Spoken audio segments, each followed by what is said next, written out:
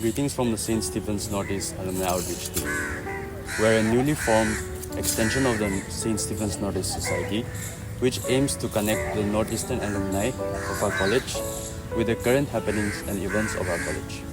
Today we are privileged to have Ms. Pooja Alangbam with us, a distinguished alumna of our institution who graduated from the history program in 2014.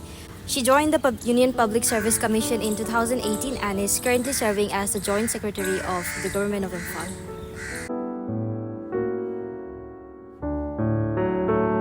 Hello ma'am, we truly appreciate your presence here today. To begin with, we'd like to hear your thoughts in revisiting the memories at St. Stephen's College. Now that we're in the campus, walking down the paths that you once traversed as a student, how does it feel to reflect on those formative years and the journey that has led you to where you are today? First of all, thank you to the Northeast Cell for inviting me. I'm so happy to be here amongst all of you back to our alma mater and to see, the same place we used to walk every day during our college days. Revisiting this place has reminded me that it's been 10 years since I finished college. And so far, college has taught me so much that 3 years I spent here has meant so much to me. The friends, the friendships, the people, the teachers, and every nook and corner of this college has been etched in my mind. And so many fond memories from those days are playing back again. I'm so happy to be here. One of the few things, I've noticed is a lot of the faculty which we knew back then, they have retired or have passed away, such as Dr. Baker, Mrs. Tasneem. So, it's very sad to hear that, but because they were such an important part of our lives back then. But it's good to know that some of them are still teaching here and helping new students nurture their academic prowess, helping them and mentoring them on future success. So it's very happy to hear about that. It's so nice to hear also that there are many Northeast students, even more than before, in St. Stephen's College, and they're all doing so well. Students from and that all the kind of events which the Northeast Society are being hosting, that they are being participated by students from all over the country. So it's very nice to hear that. Thank you so much for your answer. As we reflect on your journey, what advice would you give to the young students who, just like you back then, are now walking through the campus feeling a mix of excitement, fear, and uncertain about what lies ahead? So one thing I would like to advise is that all the students here, enjoy your time, because these 3 years will not come back again. Enjoy your time, but be responsible, figure out what you're good at, figure out what you are excited about, what you're passionate about. So, try as many activities as possible, join up for as many clubs and societies, learn about what you're interested in, what you're good at, make lots of friends, talk to new people, talk to people from different parts of the country, try to argue and try to learn about people with people who have different views, people who come from different parts of the country. Learn different perspectives, because that's how you will grow, that's how you will develop your personality, your character. So I think take this 3 years not just to study. Of course, studying is important, but also beyond that, learn to grow as a person, as an individual, and make as many friends as possible, have as many experiences as possible, go for college trips, explore the city, explore Delhi, learn about this place, make every moment count. Because once after this, you'll get a job, or you'll start working, and things will become difficult, but enjoy your carefree freedom right now. Recalling your college days, were there any extracurricular activities or societies that you found particularly beneficial, enjoyable? And what made these experiences memorable, and how did they enhance your time at St. Stephen's? So I was a part of quite a lot of societies. I signed up with so many. One of them was History Society, mainly because I studied history myself. On top of that, I was part of the Quiz Club, I was part of the Cine Club, I joined the Planning Forum, in IDG. There was and so many societies I joined because I wanted to learn about different parts. I want to meet new people. I wanted to I enjoyed cinema. I enjoyed quizzing.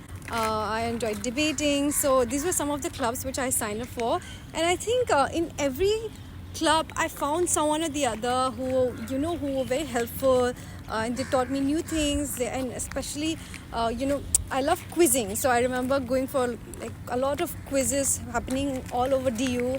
I remember quizzing for History Society. I remember preparing quizzes myself and holding quizzes and myself in my second and third year. So these were very good experiences which I've tried to replicate later on in my life. Even after joining the service, I tried to start a quiz club and a book club in Manipur. So these are things which I enjoyed and experienced in Stephens, which helped me a lot later on.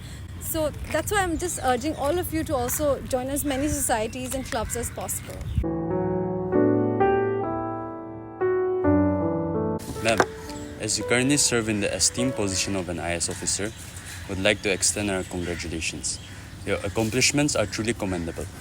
Now, reflecting on your journey, how do you feel your experiences and education at our esteemed institution have played a role in shaping your capabilities and readiness for your current position?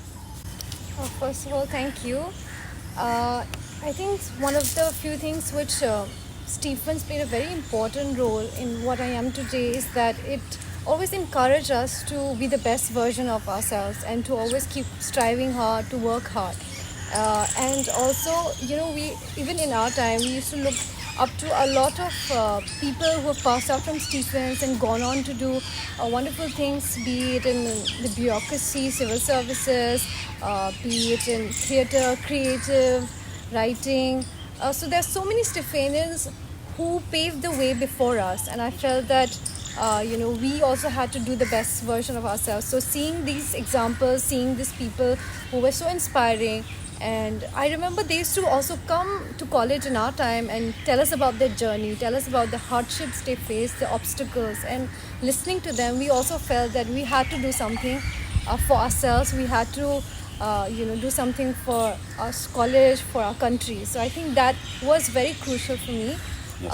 And also serving as an IS officer, I always look up to the idea that we also, since we have been so privileged to have been a part of an institution like St. Stephens, where we meet people from diverse places in country who come from difficult backgrounds or privileged backgrounds, but we all come and study together, work together, enjoy together. And knowing that we have had this kind of privileged education, I feel it is our responsibility to also give it back to society.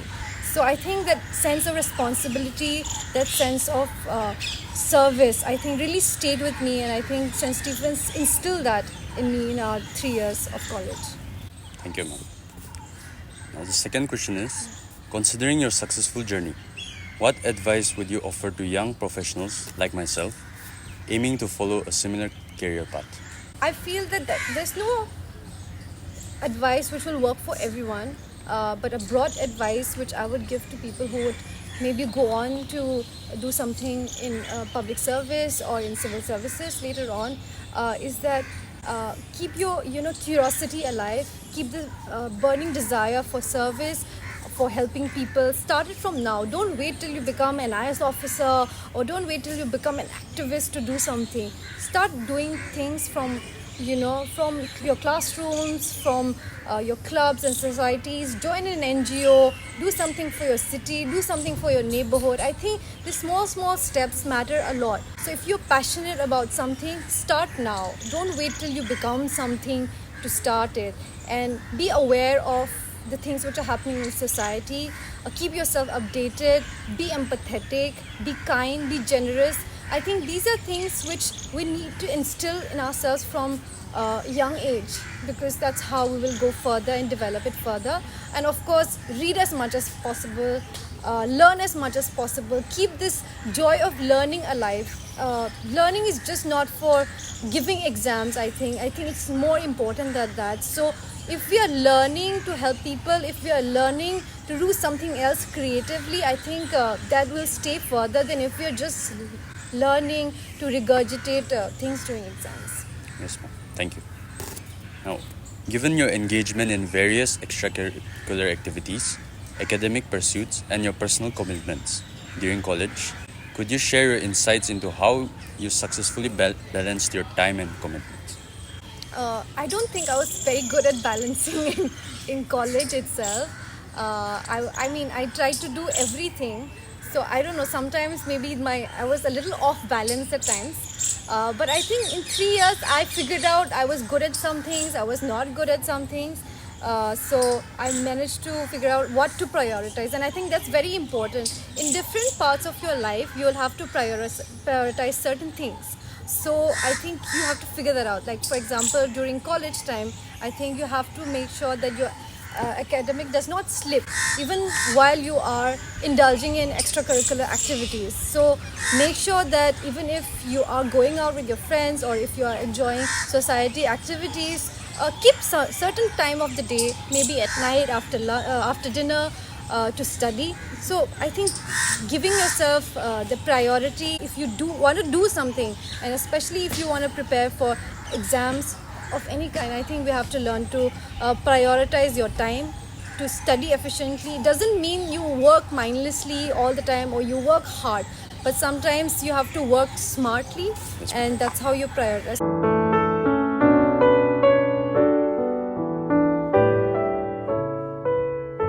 Could you share how your upbringing in Northeast India has influenced your personal and professional journey?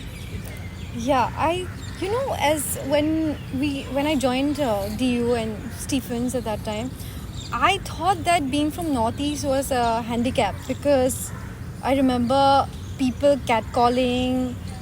You felt different. So I remember feeling different and feeling maybe that something was not right maybe. But later on, I realized that it's actually, you can use this for your own advantage. I mean, I think we should be proud of being from Northeast India. Sometimes we are made to feel different and not in a good way. But I think we need to embrace, our identity. We need to embrace where we are from because we have so much to be proud of. We have so much to teach the rest of India. But that doesn't mean that we become so proud that we don't learn from others. But we should be rooted at the same time. We should learn and we should also embrace other cultures, different languages, different food. I think the whole point of coming to college was so that you learn from other people and you also teach your culture to others. So I think being from Northeast India, yes, we've had difficulties, especially coming from Manipur. We had difficulty growing up. Because of the conditions, militancy, insurgency. So we had problems, but we also have vibrant culture, we have vibrant food, we have so much to be proud of in terms of our dances and music and sports. So I think we have to embrace that, and I think every part of the country will have a good part as well as bad part. So don't ever feel bad or inferior because you're from the Northeast. I think we are sometimes, outperform people from other parts of the country when we give our best. So, be proud of who you are. Don't make anyone feel that you are any lesser or better or worse. So just be yourself and make sure that you make your part of the country proud. Could you also highlight any challenges or misconceptions that people outside of Northeast might have about the region? And how can these be addressed?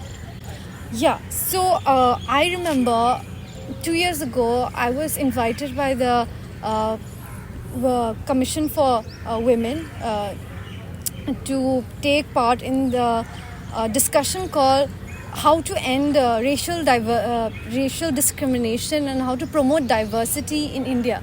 So some of the discussions and interactions we had, we came up with certain solutions. I think one of the thing is places like Delhi, which is the capital of this country, we need as many diverse people from different parts of the country here, and many people come here for education and for jobs. And this kind of intermingling allows us to also so when we come on stage and when we are in this capital, we participate in politics, we participate in work, in society, and people become conditioned and normalized to how we are, to our food habits, to our culture, and we should also be proud of what we are and keep showing it. As long as we make ourselves stand out, we make ourselves strong, I think people will respect us. So I think that's how we need to challenge the perceptions and the stereotypes people have. People say that people from the Northeast, are not good in studies. They say people from Northeast can't do this, can't do that. But I think people from the Northeast, given the right opportunity, given the right platform, they can do so much more. And I think you all are also a testament to the fact that you can get in through the best institution of this country, and further also you can progress and do so much more in whatever field you choose to do later on. So don't ever let stereotypes set us back. I think we have to use that as an obstacle to challenge ourselves to do better and to reach for the skies. And how do you see the role of alumni networks like ours in fostering connections and collaborations to support the development and preservation of Northeast India's cultural heritage? Yeah, I think it's very important that we keep in touch and we start this network right from college, and even to keep it longer even after we pass out of college, because that is how we connect with each other. And I know most of you will go to different parts of the country, or maybe even outside the country. Maybe you'll go to different jobs, whether civil services or consultancy or management or even corporate jobs, and we'll be placed in different fields. But the fact that we all shared our years together in college will keep our feelings and our regard for each other alive. So one of the best things about the St. Stephen's alumni is that you have people from decades worth of experience, decades worth of memories, and we are all connected through college. So I think having our alumni network also only for the Northeast is also very important, because since we are slightly distinct from the rest of the country, our cultures are distinct and beautiful, and we have to keep this heritage alive. So I think as long as we help each other out whenever we are in, we should, I think, try for meeting up maybe once a year at different parts of the Northeast. Maybe one, this year in one state, the next year in another state. I think we actually should start this so that, we learn about our own cultures. Like, for example, I'm from Manipur, but I might not know the culture of Arunachal Pradesh properly. So if we actually have a yearly or a biannual kind of meet, I think we'll get to learn about each other. We'll get to meet people from different, years, different batches. And that's how we'll connect and we'll collaborate. I think the best part about having a strong alumni network is that you collaborate and you do things which is greater than the sum of your individual parts. Thank you, ma'am. And what advice would you offer to individuals or organizations looking to engage with the communities and cultures of the Northeast in a respectful and meaningful way?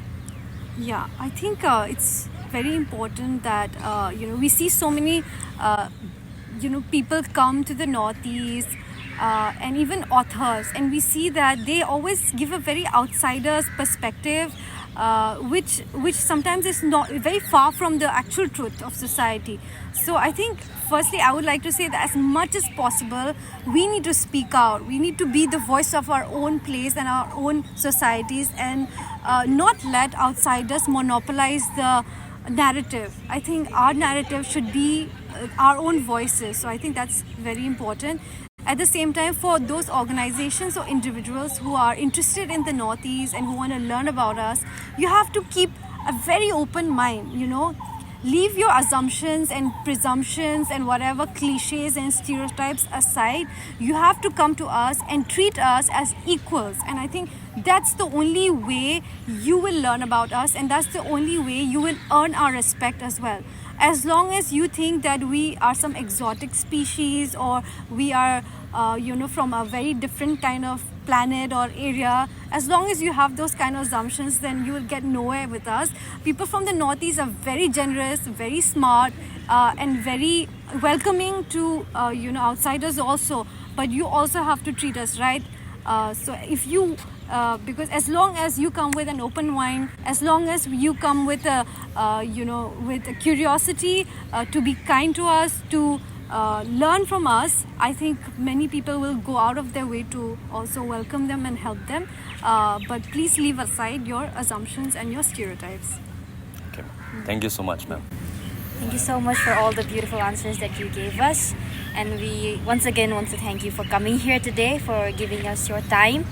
And that was it for the interview. Thank you so much. Thank you. Go Northeast Society!